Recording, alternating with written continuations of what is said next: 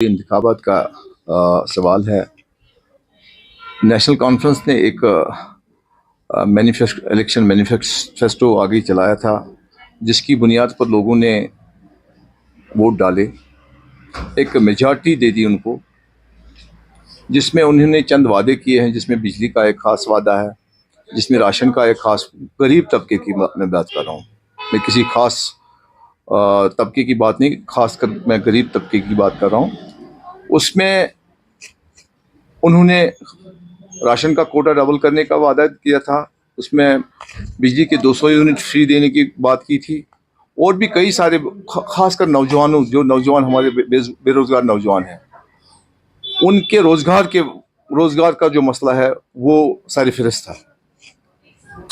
उस टाइम भी यही था कि यूटी ही थी, हालांकि सेंटर ने वादा किया था कि हम किसी भी सूरत में इलेक्शन के बाद ही स्टेटहुड वापस करेंगे, लेकिन वोट उस टाइम दिए गए जब यहाँ पर यूटी थी।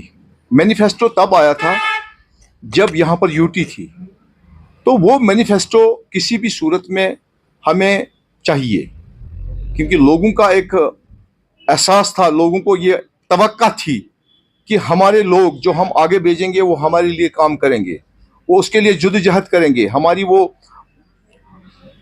परेशानियां जो है वो दूर करेंगे। ये लोग ये नहीं मानेंगे इस वक्त कि नहीं, अभी स्टेटहुड वापस नहीं आया तो ये कुछ नहीं कर सकते हैं।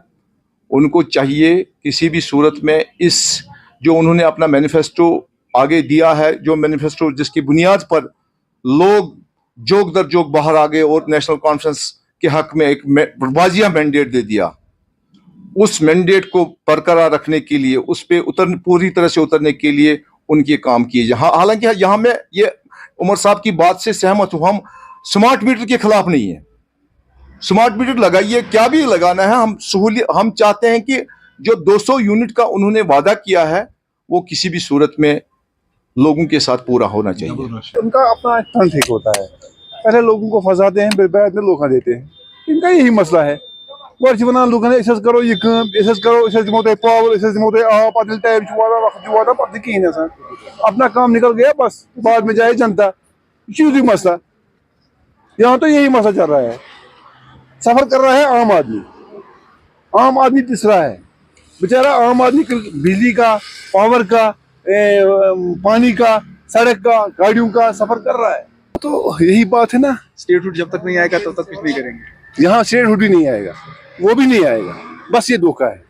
ये तो वही है ना, सियासत चमकाने का ही मसला है, और कोई मसला नहीं है। जी हम राजबाग एरिया के रहने वाले हैं, तो हमारा मीटराइज हो गया, तो हमारा तो 24 आवर तो पावर तो होना चाहिए। तो देखिए जी सीएम साहब क्या कह रहे हैं, तो उनकी अपनी ओपिनियन है। हम इतना कहेंगे जब हम राजबाग एरिया में हमारा तो मीटराइज्ड हो गया पूरा एरिया, पहले वहीं पर सेटअप हुआ था, तो वहाँ पर पावर नहीं आ रहा, तो फिर बेचारों को फिर कब हम कश्मीर में कब पावर आएगा? 10 साल के बाद आएगा, 15 साल के बाद, तो पता नहीं कब आएगा। क्योंकि अक्सर में पॉलिसी सही नहीं, जिनने भी मीटराइज हमको किया था उन्हें वादा किया था हमको आपको 24 आवर का आपका इलेक्ट्रिसिटी रहेगी, तो है ही नहीं। तो फायदा क्या था उसमें मीटराइज होना है, तो फायदा ही नहीं कुछ है। अब तो हमारा तो अब तो होप हमारा था सीएम कुछ करेगा, तो सीएम के तो मैं क्या बताऊँ। 1.5 महीना यहाँ पर वो तो उसको बता दे ये कौन सा जहन्नम है। फ्रीज यहाँ पर यहाँ पर हर एक बंदा बेचारा घर आता है शाम को, बोलता है थोड़ा गर्मी कर दो, वहाँ है ही नहीं, साधन है ही नहीं, पावर नहीं होता है, रोशनी नहीं होती है। तो मैं इतना ही कह सकता हूँ। जुल्म पावर क्या करो फी सुबह खसान आसाइश कहें पावर आब आब शुक्र खुदायस कुन, मगर पावर मुलाज मुझे करो पानस तम यूता तो